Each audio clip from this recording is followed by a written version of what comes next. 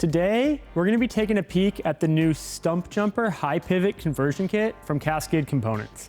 Now this kit is a little bit more in depth than anything we've seen before. And if you're familiar with Cascade Components, they often make shock links to make bikes more progressive, add travel, and kind of focus on expanding the capabilities of bikes, usually in the gravity direction. This kit, however, fully redesigns the Stumpjumper suspension. So it makes it into a high pivot bike, which currently Specialized doesn't have a production high pivot bike. Cascade took it upon themselves to knock this kit out. It's a limited edition kit. There's 20 of them available for production. It's priced at $2,000. If you want a high pivot bike and you like the Stumpjumper, this is totally something to consider. That said, it's new. There's not a ton of information on it.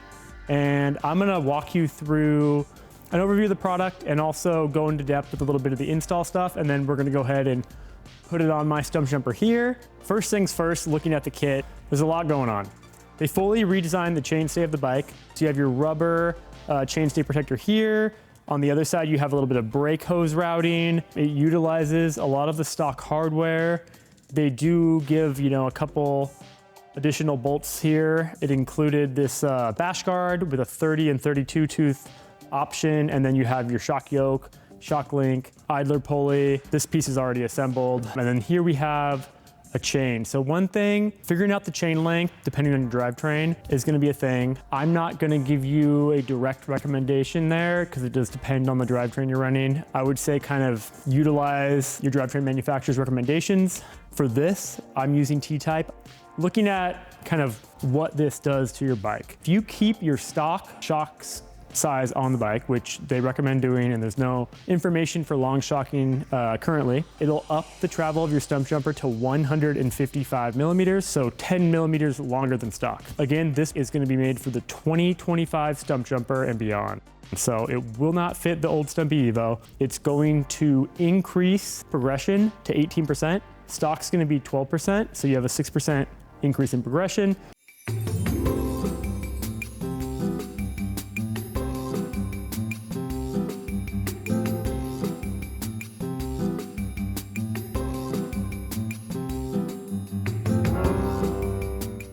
This is a shorter travel bike than some of the other high pivot bikes out there. And the rearward axle path at full suspension travel is 21 millimeters, which is pretty long.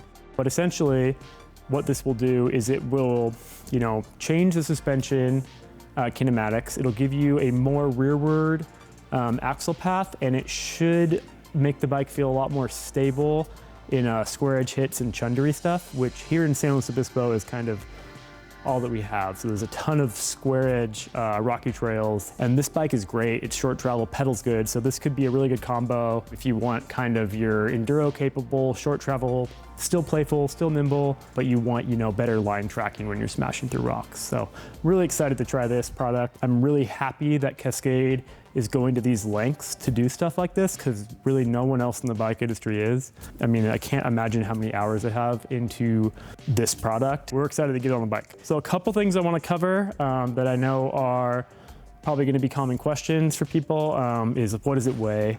They don't have a weight posted. I want to go ahead and put the whole kit on the scale just so you can see what it weighs, and then we can also weigh the stock linkage from the bike when we take it off, and you can kind of get an idea of what to expect. I will say that if you're trying to save weight, this definitely is not going to be lighter than your stock setup. But yeah, so this is it. This is the kit, and let's go ahead and get this thing on the scale. So we got our bash guard.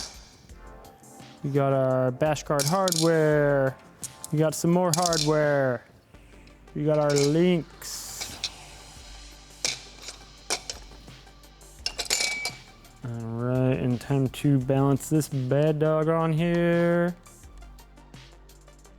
All right, so it's looking like 2,010 grams. And that's with everything there. Again, we'll subtract the old stuff so you can get a better idea of what the total weight gain will be. Currently though, that's looking at, a little over 4 pounds. So I'm just gonna walk you guys through a couple of the install things here. With this kit, I'm gonna take off my existing Cascade Components chain guide and bash guard, and I will replace it with this guy here. This is already mounted up out of the box. They do give you these 2 silver bolts. Those are for the bash guard.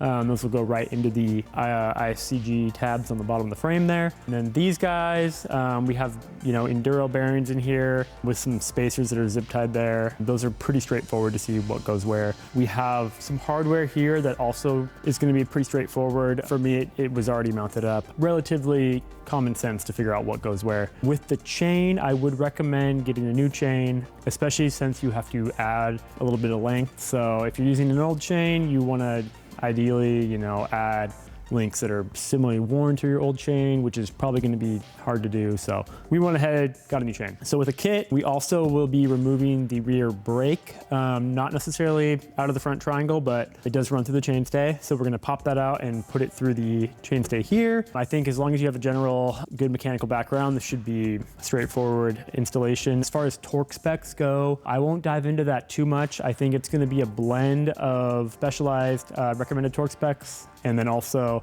what Cascade recommends, which they're saying 9 Newton meters for the collet hardware. So that'll be like this stuff right here. And then the main pivot, they're saying 20 Newton meters. So I think you can take that, and then you also look at Specialized torque specs, and you can piece together everything. But again, I'm imagining, taking the brake out and just kind of getting everything greased and installed.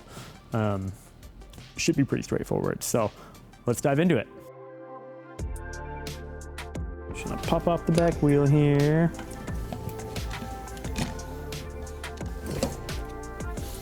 Brake caliper.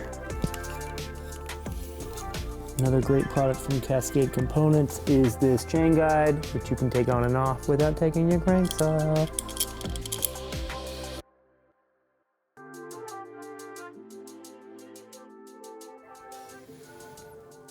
I'm gonna keep these guys in here for now too.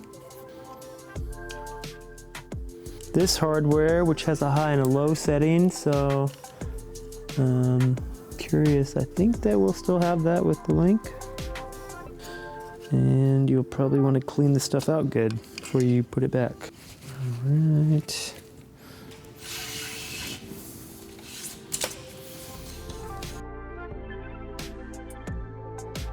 All right, so we got our chainstay, just shy of 300 grams.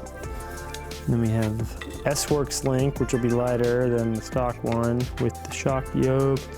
So total here is 524. So I think it's safe to say that the Cascade upgrade will be roughly 3 pounds heavier. It's high pivot, so for you gravity guys, who cares about 3 pounds, right? You're here to smash rocks, not freaking sit on these scales.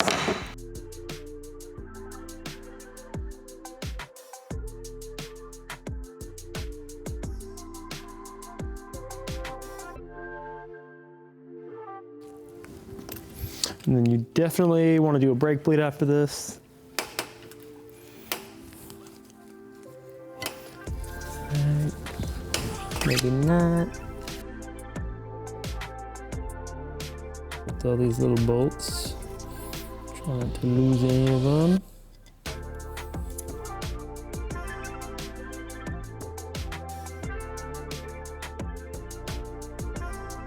Everything is lined up good.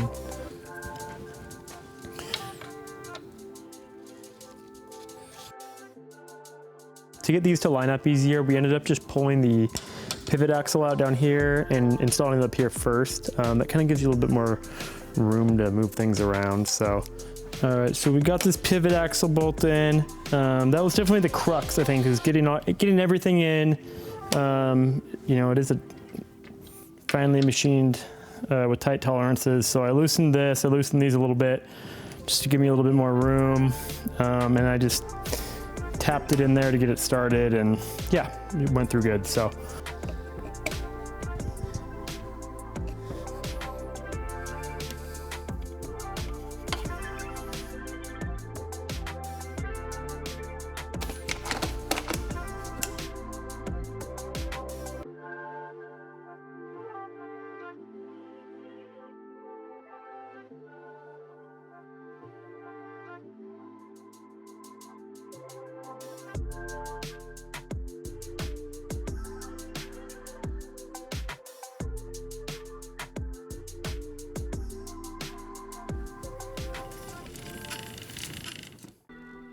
All right, folks, so there it is. We just installed the new high pivot link from Cascade Components. We replaced this lightweight carbon fiber chainstay with this made in the USA custom aluminum chainstay high pivot link. Overall, I'd say the install was pretty straightforward. There's a couple little things as to be expected with something that elaborate. I think if you have, relatively competent skills working on your bike, you'll be able to install this no problem. I can't stress enough, torquing all the bolts to your manufacturer's recommended spec. You'll also need to be comfortable doing a brake bleed and also setting up your T-type, or if you're not using T-type, just adjusting your drivetrain to accommodate the longer chain. I'm personally going to experiment a little bit with chain length and make sure we have the right setup before I go out and ride this bike, but for now, I ended up adding 4 whole links, which seems a little bit long still, which is basically one less than a full-length T-type chain.